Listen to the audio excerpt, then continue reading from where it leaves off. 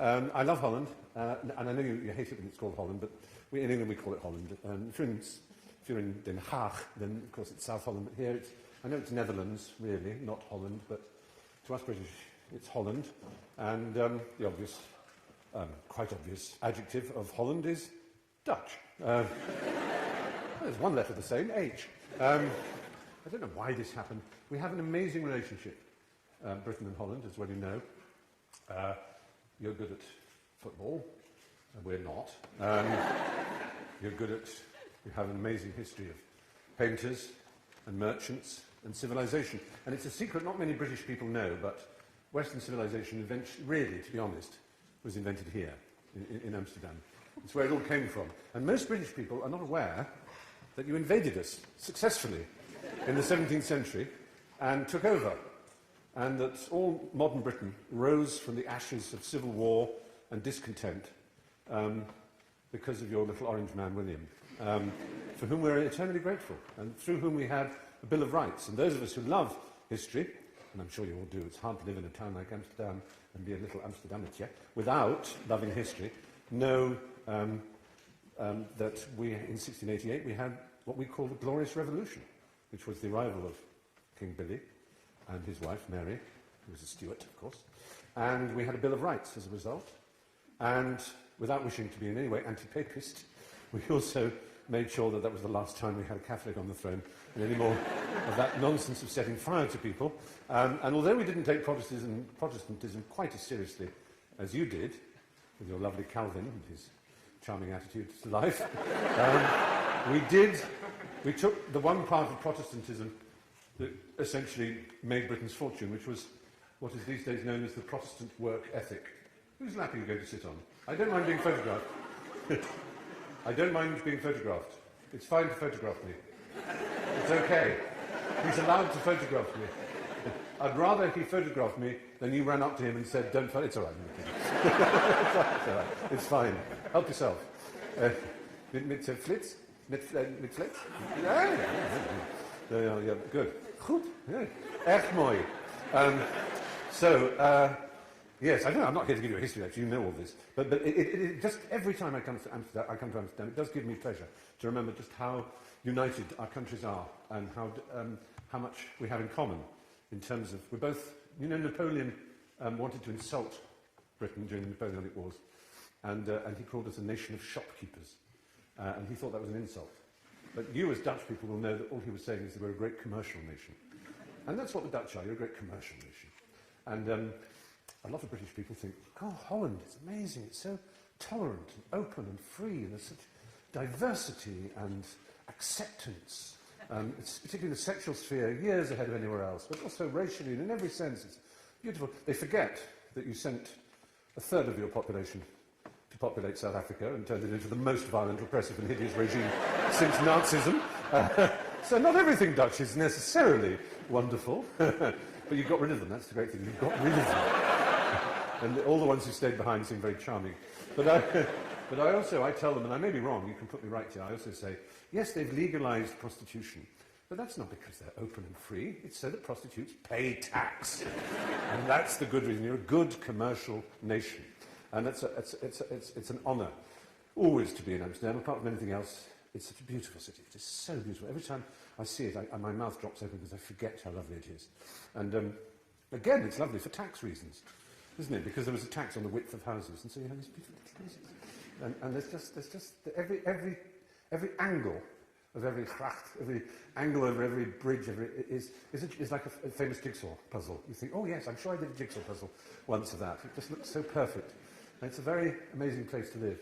And even though I'm in this church, I don't know which religion, I mean obviously Christianity, but which sect of Christianity is represented. It's certainly not Catholic, I can tell you that. It's quite plain and simple. It's a simple Protestant church. I would try and moderate my language, despite having said Lum and Kut. Oh, I've said them again! I can say anything. I see that. That's very kind. Dank u wel. Look at the sweets they've given me. That's very pleasing. My tummy. I don't need any more. So I'm here, as you may or may not know, in theory, to publicise a book on behalf of Penguin, who published me in this country. And I was anxious to leap at the opportunity of having a few days here in the Netherlands. And as you may or may not know, the book that is piled up here for your pleasure, boxes and boxes behind, so every single one of you can have at least 7 copies, is an autobiography.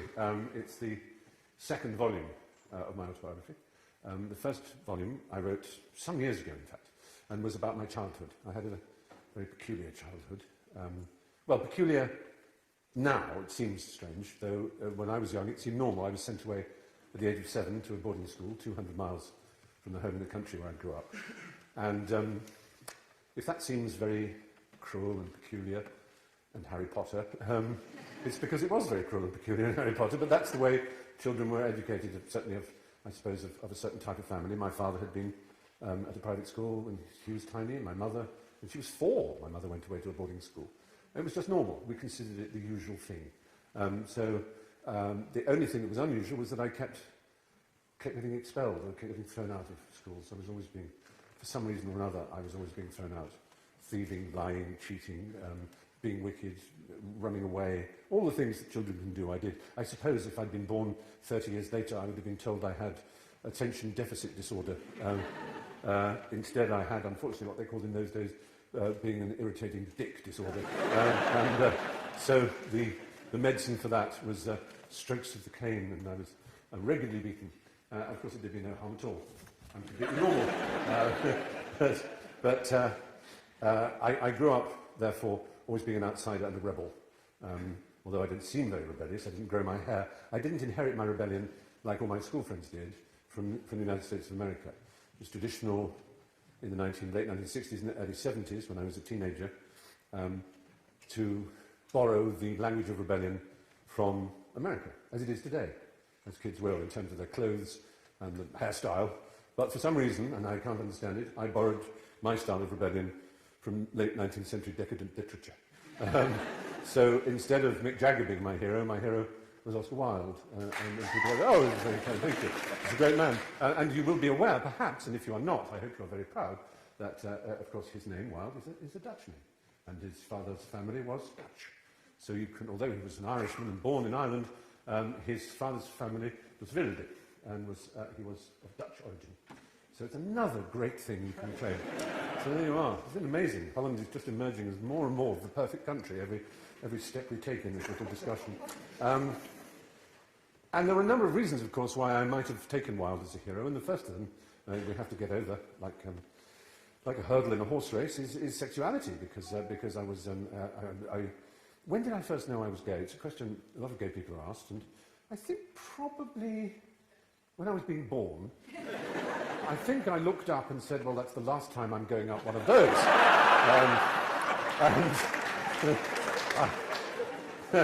So that was pretty settled. Certainly when I came out to my mother, I remember being faintly disappointed at how little shocked she was. And, if you're going to do the big thing and tell your mother that you're gay, you expect her to faint or fall over or clutch her pearl necklace or do something that shows that she's deeply upset or distressed, or indeed to hug you and say, oh, my darling, or something. But she said, yes. So I said, well, hang on, Mummy, when did you know? She said, well, I think the better question would be, when didn't I? She said, I think certainly when you were 3 it was obvious. I said, well, no, hang on. Why? I mean, because I'm not... I think I'm right in saying I'm not especially effeminate. Obviously there are different types of gay people as there are different types of straight people. And just as you have very quite effeminate metrosexual straight men, you have a gay style which is self-consciously effeminate and which is amusing and can be charming, a Queenie style. But that's not particularly me. So I don't think I went around the place like that, although I'd have been quite happy if I had. So I said, how did you know? She said, I don't know. Mothers know, don't they? It's just some sort of strange instinct. She knew. She always knew. So I knew, as I say, very early on as well. But of course, I lived at a time when it wasn't quite so simple. There weren't role models, certainly not living role models. There was no internet, or if there was, it was made of wood and ivory, and I didn't know anything about it. And so all I had was the library. When you're young and you have any view of the world, any particular sense of yourself, you need vindication. You need to believe that you belong. There's a great quotation which I value as a definition of, if you like, the modern Western human being is that we are all torn in two directions. The tension of Western civilization is that we all wish to be alone, unique, ourselves, different. But the other half of us wishes us to be assimilated, to be hugged and to belong to the tribe. So we wish to be apart from the tribe, standing alone. Il se tient le plus fort qui se tient le plus seul, as I think is the, I don't know why I said that in French, it should be Norwegian. I think it's the last line of the Master Builder, isn't it? He stands strongest who stands most alone. A sort of Ibsen line, very terrifying. But you sort of part of you as an adolescent believes that. I am me, only I see the beauty of nature. Only I quiver and vibrate with the magnificence of a dawn or the fabulous nature of a sunset or love. No one else has felt it as I have. I am alone. That's an important feeling. And that those on the rugby field or the football field, the cricket pitch, they are oafs and fools. They have no souls. They have no beauty of nature.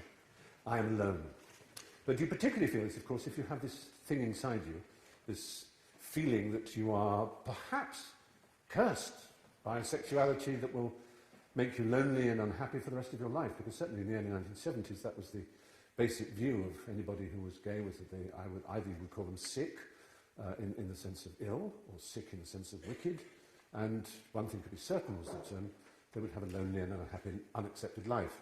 And that's not a very nice thing to believe, of course, when you're young. And yet the weird thing is, and this is not in any way to say that I repudiate, there's a good English word, I repudiate or distance myself from the gay liberation movement and all the things that followed it, the magnificent strides that have been made towards equality. I applaud and they make me cry with joy. Just this Sunday, literally a few days ago, I was at the Sao Paulo Gay Parade in South America, in Brazil.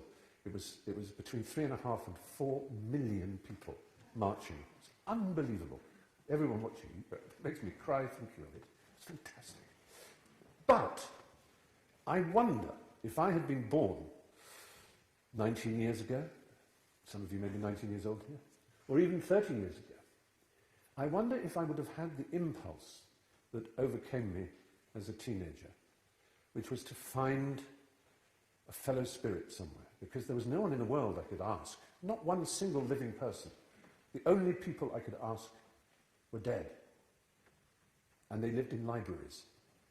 And they began in ancient Greece with book 13 of the Greek anthology, and they began with books of history of the Greek civilization, and with art, and then most particularly they began with stories of men like Oscar Wilde. And if I had not been so determined to find heroes who made me feel good about myself, I would not have fallen in love with literature and art. And I wonder if I'd grown up in the age of Twitter and the age of the internet and the age of easy access to people of one's own disposition, I wonder if I would have ever had the great love and yearning for literature and art that I now have. I can't be certain.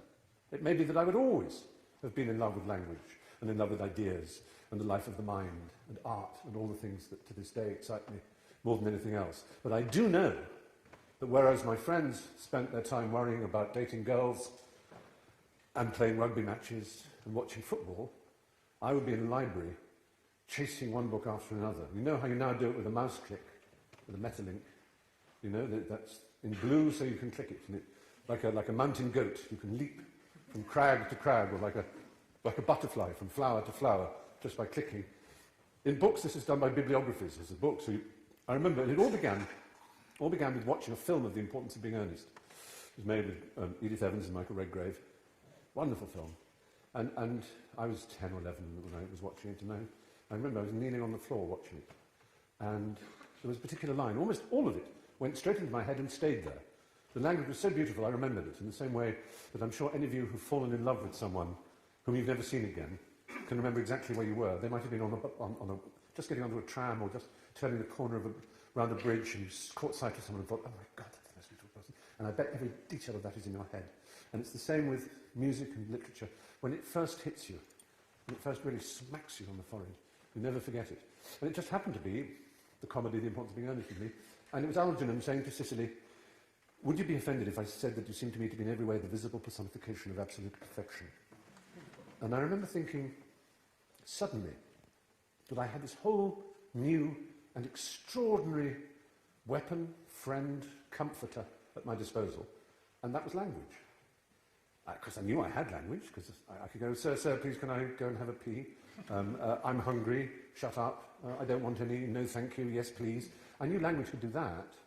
I didn't know that it could seduce and beguile and delight and thrill and be like music or paint, that it could actually cause a quiver of excitement to pass through your body. Just the sound of one word after the other could be a music, and a music that is available to us all. That's the miracle of it. Every single human being on the planet, unless there is some very strong impairment or trauma or abuse, acquires language without effort and without pain. Less pain than it takes to acquire teeth, you acquire language. And yet every day we take it for granted. We think it's somehow normal, or why should we draw attention to it? And yet we should draw attention to it and celebrate it every moment of our lives, because it is our way of entering someone else's mind. That's the extraordinary thing. You can do it in a wicked way, like Hitler. You can enter the mind of a whole people and hypnotize them in a terrible way. You can make them believe things that aren't true. But you can also open people's eyes with language in a way you can do with no other form of art. It's not to dismiss music, which I believe, as I think Ian Forster said, is the deepest of the arts and deep beneath all the arts. Which is, I suppose, why it's called music, because it's named after the 9 muses. But language belongs to us all. Not everybody can do music. We might all love music. I can't dance, I can't sing.